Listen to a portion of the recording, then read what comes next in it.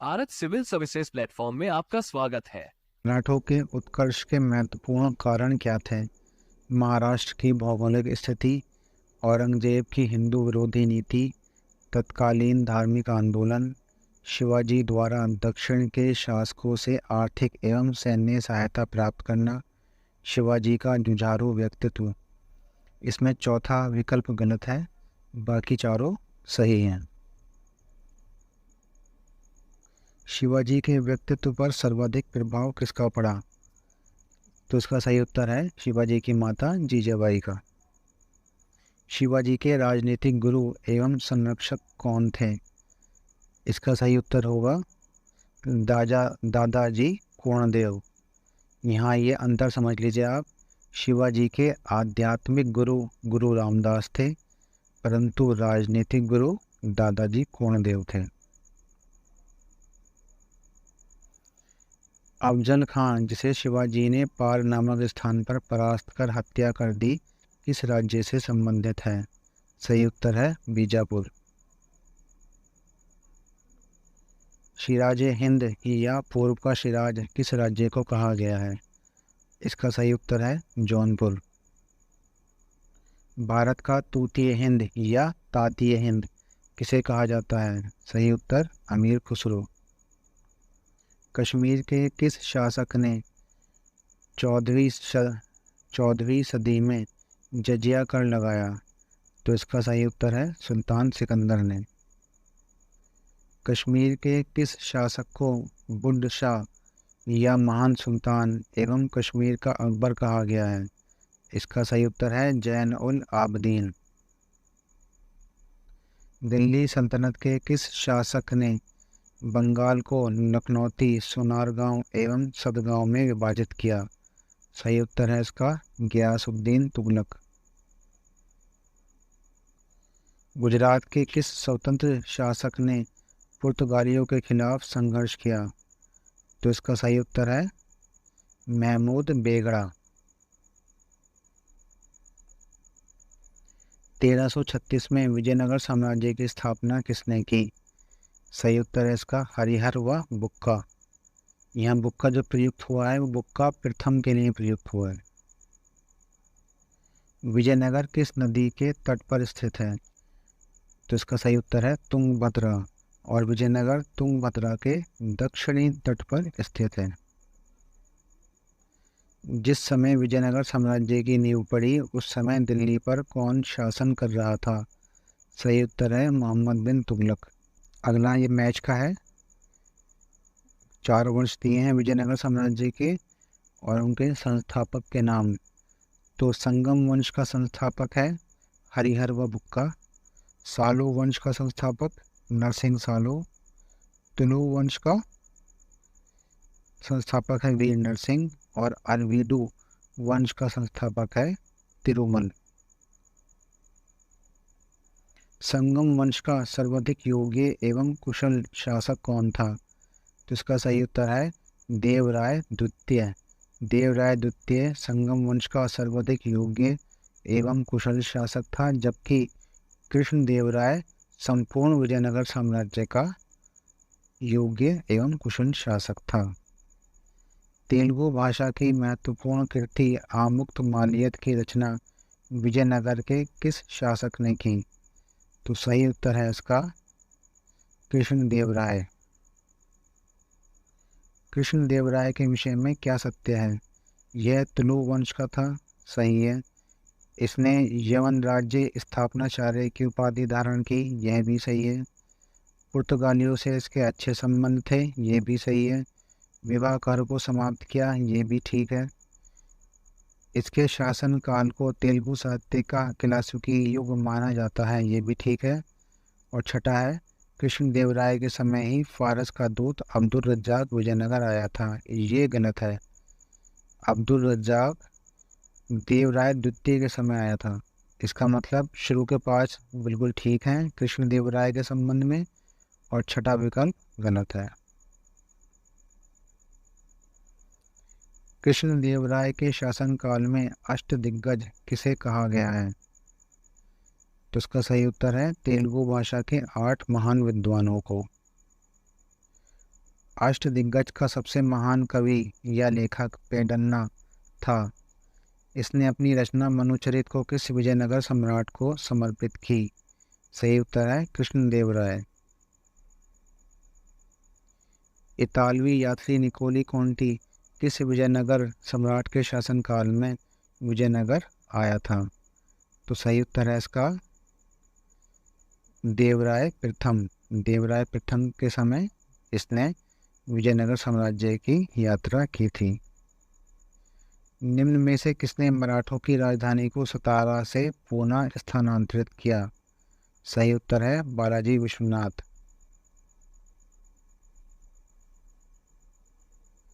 शिवाजी के बाद किसने गुरिल्ला युद्ध का संचालन किया? सही उत्तर है इसका बाजीराव प्रथम।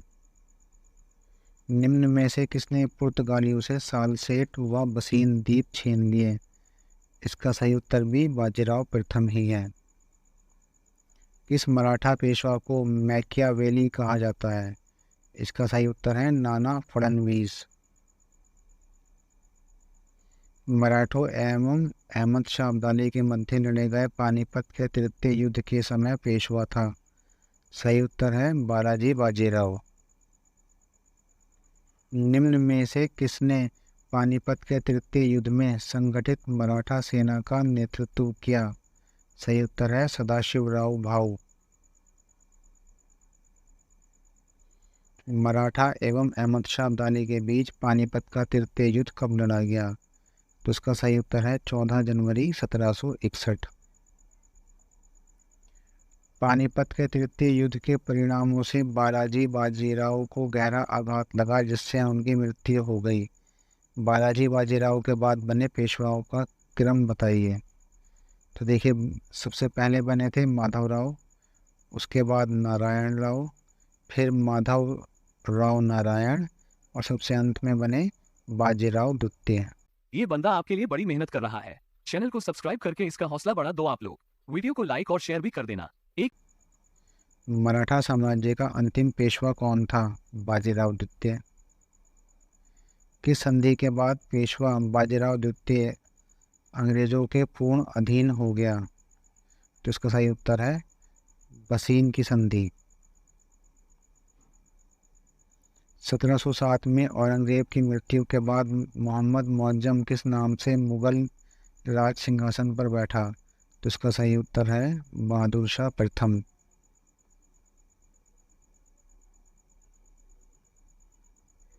निम्न में से कौन कारक मुगल साम्राज्य के पतन के लिए जिम्मेदार हैं?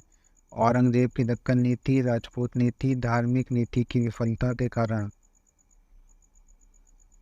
अयोग्य अधिकारी उत्तराधिकारी के कारण, दरबारी षड्यंत्र एवं गुटबंदी, निरंतर युद्ध से उत्पन्न आर्थिक तंगी, यूरोपीय कंपनियों के बढ़ते हुए प्रभाव और राजपूत शासकों के प्रभाव के कारण। तो उसमें छठा गलत है और शुरू के 5 बिल्कुल ठीक है। शुरू के 5 कारक मुगल साम्राज्य के पतन के लिए पूर्णतः जिम्मेदार थे, जबकि छठा कारक सही नहीं है। बहादुर शाह प्रथम की मृत्यु के बाद जहांदार मुगल सिंहासन पर आसीन हुआ, वह किसकी सहायता से सम्राट बना? इसका सही उत्तर है जुल्फिकार खान। फर्रुखसियार किसके सहयोग से मुगल बादशाह बना? सही उत्तर है सैयद बंधु। निरप निर्माता या राजा निर्माता के रूप में किन्हें जाना जाता है? सही उत्तर है सैयद बंधु। और सैयद बंधु कौन थे? हुसैन अली और अब्दुल्ला खान। किस उत्तरकालीन मुगल सम्राट के समय में ईरानी आक्रमणकारी नादिर शाह का भारत पर आक्रमण हुआ? सही उत्तर है मोहम्मद शाह। मोहम्मद शाह के समय 1739 ईस्वी। हैदराबाद, अवध, बंगाल, बुंदेलखंड किस मुगल शासक के समय स्वतंत्र हो गए? सही उत्तर है मोहम्मद शाह। भारत पर आक्रमण करने वाले किस ईरानी शासक को ईरान का नेपोलियन कहा जाता है? सही उत्तर नादिर शाह। कौन विदेशी आक्रमणकारी कोहिनूर हीरा व मयूर सिंहासन को लूटकर अपने साथ ले गया? सही उत्तर नादिर शाह। किस मुगल सम्राट को शाहजहां द्वितीय कहा जाता है? इसका सही उत्तर है रफ़ी-उद-दौला। अहमद शाह अब्दाली के आक्रमण के समय मुगल सम्राट कौन था?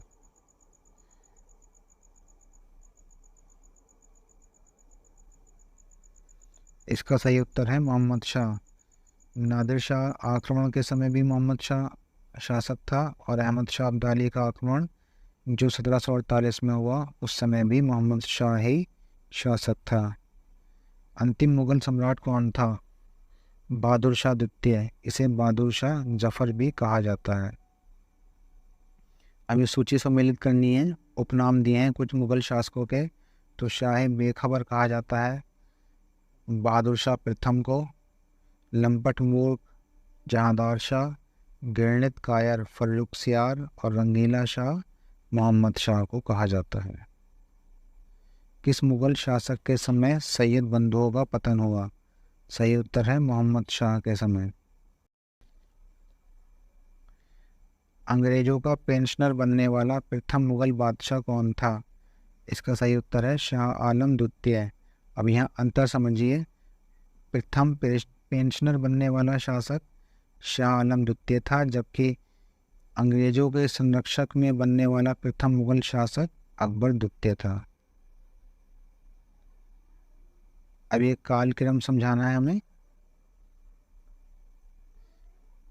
गुजरात का युद्ध, रामनगर का युद्ध, शेर सिंह का आत्मसमर्पण, मुल्तान की विजय और चिलियावाला का युद्ध। तो देखिए सबसे पहले हुआ था इनमें रामनगर का युद्ध, उसके बाद चिलियावाला का युद्ध, उसके पश्चात मुल्तान की विजय, फिर गुजरात का युद्ध और सबसे अंत में शेर सिंह ने आत्मसमर्पण किया था। लॉर्ड वेलेजरी के साथ सहायक संधि पर हस्ताक्षर करने वाला निजाम कौन था? सही उत्तर है इसका निजाम अली। अवध के नवाबों का कालक्रम समझाना है। सादत अली, सादत खान, वाजिद अली और वजीर अली। तो सही उत्तर है सबसे पहले इनमें से बना था सादत खान, उसके बाद वजीर अली, फिर सादत अली और सबसे अंत में बना वाजिद अली खान। कर्नाटक की राजधानी कौन सी थी? सही उत्तर है अर्काट।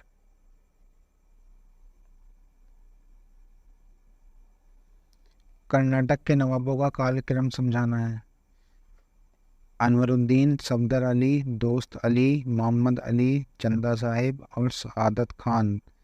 तो सही उत्तर है इसका सबसे पहले बना सादत खान, उसके बाद चंदा साहिब, फिर अनवरुद्दीन, फिर सफदर अली, फिर दोस्त अली और अंत में मोहम्मद अली। ये बंदा आपके लिए बड़ी मेहनत कर रहा है। चैनल को सब्सक्राइब करके इसका हौसला बढ़ा दो आप लोग। वीडियो को लाइक और शेयर भी कर देना। सैयद बंधुओं ने एक के पश्चात एक कर 4 सम्राट दिल्ली के सिंहासन पर बैठाए। बताइए निम्न में से कौन उनके द्वारा सम्राट नहीं बनाए गए? फर्रुखसियार, जहांदार शाह, मोहम्मद शाह और बहादुर शाह। तो सही उत्तर है इसका जहांदार शाह और बहादुर शाह। जहांदार शाह और बहादुर शाह सैयद बंधुओं द्वारा राजा नहीं बनाए गए। निम्न युग्मों में कौन सुमेलित नहीं है? जुल्फ़िकार खां ईरानी दल ठीक है, सैयद बंधु हिंदुस्तानी दल ठीक है, निजामुल मुल्क तुरानी दल ये भी ठीक है, मोहम्मद अमीन खां अफगानी दल यह कथन गलत है। मोहम्मद शाह के शासनकाल संबंधी तथ्यों में निम्नलिखित में कौन सही है? परवर्ती मुगल सम्राटों में सबसे लंबे समय तक शासन मोहम्मद शाह ने किया था, ये ठीक है। उसके शासनकाल में स्वतंत्र राज्यों का उदय हुआ, ये भी ठीक है। उसने सैयद बंधुओं से मदद नहीं ली, ये गलत है। सैयद बंधुओं से मदद ली थी। नादिर शाह ने मोहम्मद शाह के समय भारत पर आक्रमण किया, ये भी ठीक है।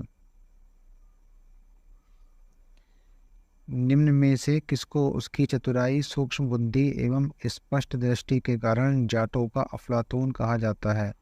सही उत्तर है सूरजमल। अब यहाँ कालक्रम बताना है हमें।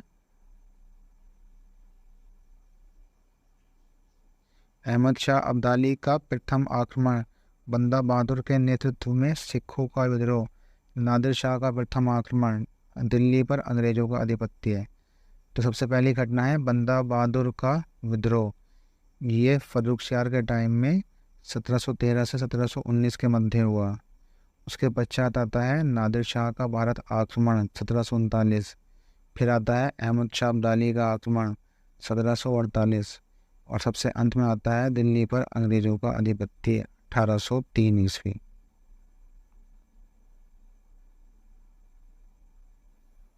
अब यहाँ ये मैचिंग के हैं। हैदर अली की मृत्यु हुई 1784। माफ़ कीजिएगा, हैदर अली की मृत्यु हुई 1782। टीपू सुल्तान की मृत्यु 1799। श्रीरंगपट्टम की संधि 1792 और मंगलौर की संधि हुई 1784।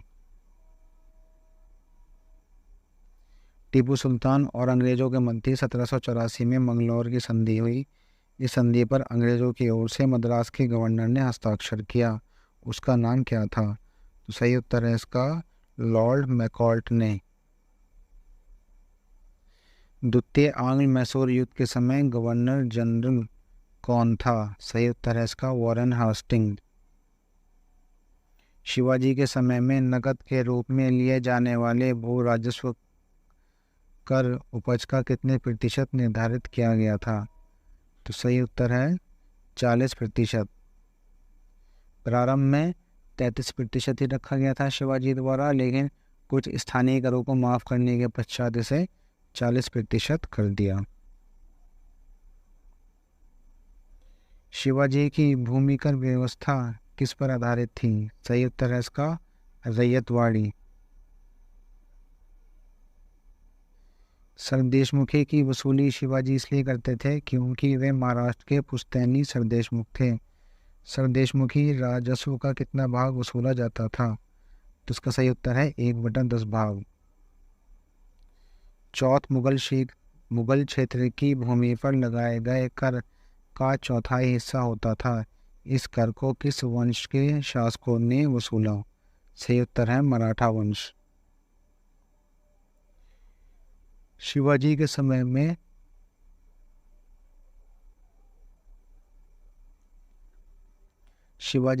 में अष्टप्रधान कहा जाता था। सही उत्तर है इसका 8 मंत्रियों की एक परिषद को। शिवाजी के अष्टप्रधान मंत्री परिषद में सर्वाधिक महत्वपूर्ण पद कौन होता था? सही उत्तर है पेशवा। शिवाजी के अष्टप्रधान के बारे में क्या सत्य है? शिवाजी अष्टप्रधान के निर्णय को मानने के लिए बाध्य थे।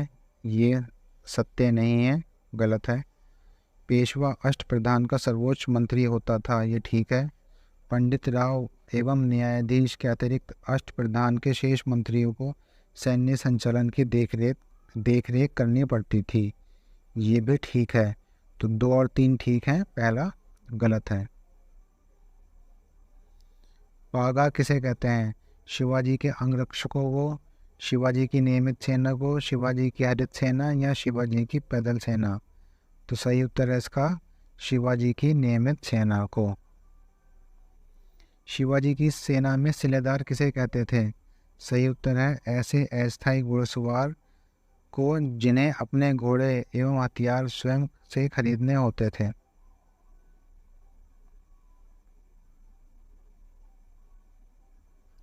शिवाजी की मृत्यु के बाद क्रमशः दूसरा छत्रपति एवं दूसरा पेशवा कौन बना? तो सही उत्तर है इसका संभाजी और कवि कलश। संभाजी छत्रपति बना था और कवि कलश इसका पेशवा था। राजा राम की मृत्यु के बाद मराठा साम्राज्य की वास्तविक संरक्षिका कौन थी? सही उत्तर है इसका ताराबाई। किस मराठा शासक के शासनकाल को पेशवाओं के शासनकाल के नाम से जाना जाता है? सही उत्तर है इसका शाहू। शाहू के शासनकाल को पेशवाओं का शासनकाल कहा जाता है। 1 मिनट और रुक जाइए। हमारे इस चैनल पर आपको UPPCS, UKPCS, RAS, BPSC, MPPSC, UPRO, ARO, UP triple SC, UP PET जैसे सभी स्टेट एग्जाम्स के लिए सब कुछ मिल जाएगा। जो तैयारी कर रहे हैं उनकी यहाँ से पूरी तैयारी स्मार्ट स्टडी से हो जाएगी, और जिनकी तैयारी है विश्वास कीजिए यहाँ से अच्छा रिवीजन नहीं हो पाएगा। धन्यवाद। जय हिंद।